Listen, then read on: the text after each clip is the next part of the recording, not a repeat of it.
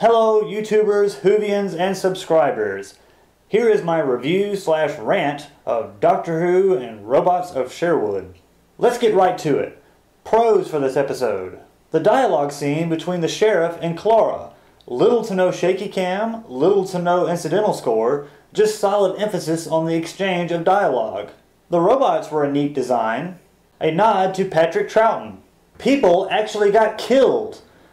I don't want to sound heartless, but I mean, come on. It's robots from space in medieval England, with no regard for the inhabitants' lives. I don't want to sound like a negative Nancy, but I have a ton of complaints for this one too. Sorry. Why is the Doctor always asking the companion where they want to go next? Why don't they just pick some place and go? The scene where the Doctor is asking Clara where she wants to go next is basically the same exact thing that the 9th, 10th, and 11th Doctors did at some point. Worse still, Clara picks a period in Earth's history.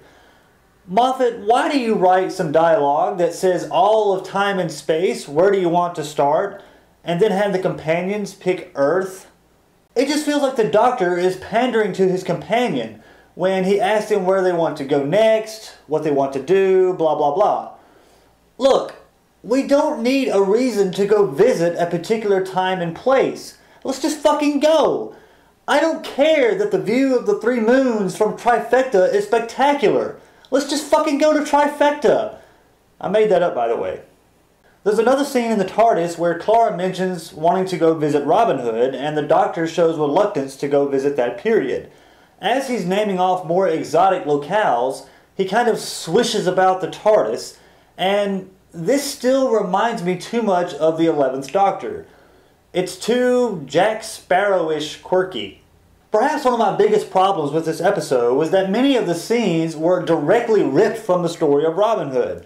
For example, the sword fight on the bridge, which was bloody stupid by the way, and then both of them falling into the stream, and then there was the more obvious archery contest, which was actually a trap to lure Robin Hood out, and then the prize was a golden arrow, and then Robin Hood falling out of the castle into the moat but surviving.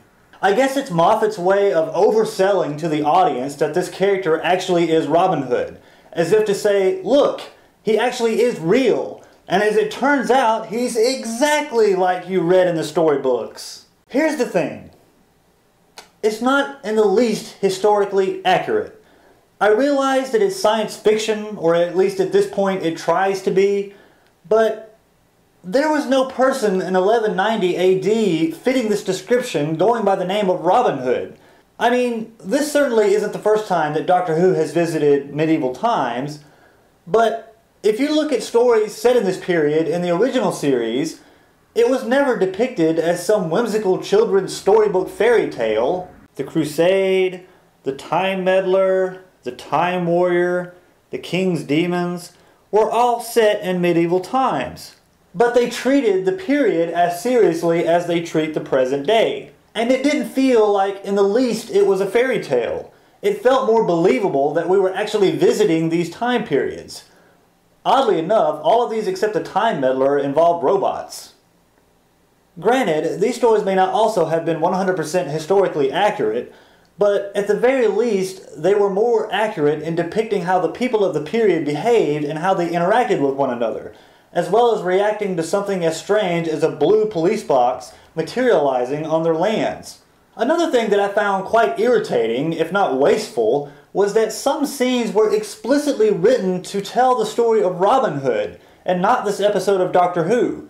Most notably being the scene between Clara and Hood, where Hood explains to Clara that he's had his titles and his land stripped from him. Here, we're now focusing exclusively on developing a character that 99% of the audience is already familiar with. We didn't need a crash course in the history of Robin Hood. We're already familiar with the bloody story, thanks. This scene, again, suggests that the stories we read as children were actually historically accurate, which is absurd, because such a renowned individual would have appeared in actual history books, and not just children's stories. Something else that's significantly different about this episode versus the original series episodes set in this period is that the characters in the episode were far too cliché and too stereotypical. When we think of medieval times, we think of brashing young knights, damsels in distress, pretty castles, archers, peasants being oppressed, sword fights, etc. But in reality, it was more like what we saw in Game of Thrones, minus the magic, dragons, and beautiful women. I can't decide if this was done specifically to aim this episode at the youngest of the audience, or if the writers just thought it'd be a hoot. In either case, for better or for worse, it was just silly, and it made it very hard for me to take this episode seriously. The shaky cam was once again horrendous in this episode, often in scenes that didn't need it, such as when the sheriff shows up to take Marion. Why does the camera need to be bobbing all over the place here? Is it really adding to the scene, or is it just trying to keep the pacing warp speed so the kiddies don't doze off in an otherwise predominantly dialogue-filled scene? When is the pacing going to slow down in this season? Plus, the sword fight scenes were so chaotic with jump cuts that it was often difficult to understand what was happening. Let's compare a sword fight scene from the original series of Doctor Who with a sword fight scene from this episode.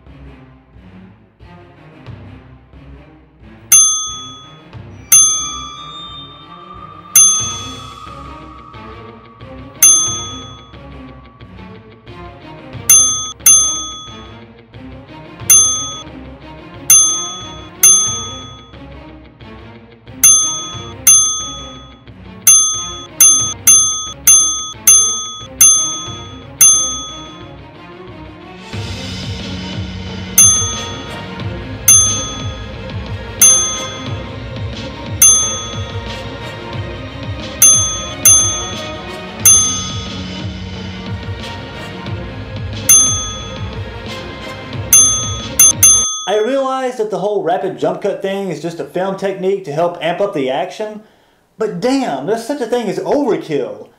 Action is important to the story, but if you amp it up to the point to where we can't even understand what's happening, either you doubt the attention span of your audience so much that you feel like you have to do it this way, or you doubt the solidity of your writing that you feel like you have to use this as a handicap.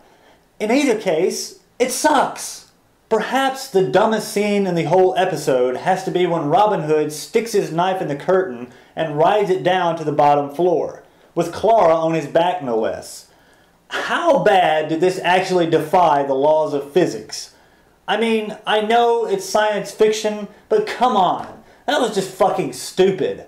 Another thing that I found a bit odd was, apart from the Doctor discovering that the robots were also in search of the Promised Land, it was never really explained who or what they were, why they crashed there, or where they came from.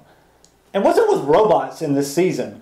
This is the third episode in a row now to feature some sort of mechanical villain. The prison cell scene where the Doctor and Robin Hood were bickering, while intended to be this episode's source of comic relief, ultimately felt bloody stupid to me. Not only is it very out of character for the Doctor to spend his time in captivity arguing over whose fault it was instead of working out a means of escape, it was more embarrassing that he needed scolding from Clara as if he's some misbehaving immature child. It's even more puzzling that the Doctor wasn't more perplexed that he's just discovered robots posing as knights in Nottingham. Instead of arguing about his capture, you'd think he'd be wondering what the fuck is going on. Oh well, Rassilon forbid the Doctor take anything seriously, even a blatant disruption of history. Finally, the most idiotic thing in the whole episode, and for me has to be the nail in the coffin for this one, is the resolution to the plot. The Doctor repeatedly states that the ship hasn't enough gold to achieve an orbit, insisting that it'll explode, destroying all of the nearby countryside. I'm having trouble discussing this scene because it was just so silly. Okay, how far away would you say the ship is in this shot? A mile? Half a mile? More than 500 yards at least, wouldn't you say? Okay, can someone please explain to me how a fucking arrow shot from a bow, made of gold, much heavier than wood and feathers by the way, was able to travel all the way up to that ship, still with enough momentum to stick in its side? Come on! Are you even trying anymore? I mean, I sincerely hope everyone watching this noted that, because if anyone thought this was even remotely feasible, you're a fucking idiot. What's more is that the one arrow just happened to contain enough additional gold to get the ship into orbit. Wow! What an extraordinarily convenient coincidence! And if all the gold had to do was just come into contact with the ship's hull, why did the robots bother melting all that gold down into circuit panels? Initially, when I watched this in the leaked version, I found it mildly better than the previous two. But upon watching it this go around, I am forced to change that. It sucked from start to finish. Honestly, if this is the best we can expect from this season, then I am very disappointed. Except that maybe Moffat will only be proving that I know him better than he knows himself, evidently. Last but not least, we're 3 episodes into this season now. Back in March, I made a video listing my 20 predictions for this season. Moffat claimed that this season would be drastically different than the previous 7. So in order for that to ring true, it would mean that none of my predictions could come to pass. From here on, I'm going to list which episodes the predictions came to pass in up here. See you next week in... Listen. And judging from the trailer...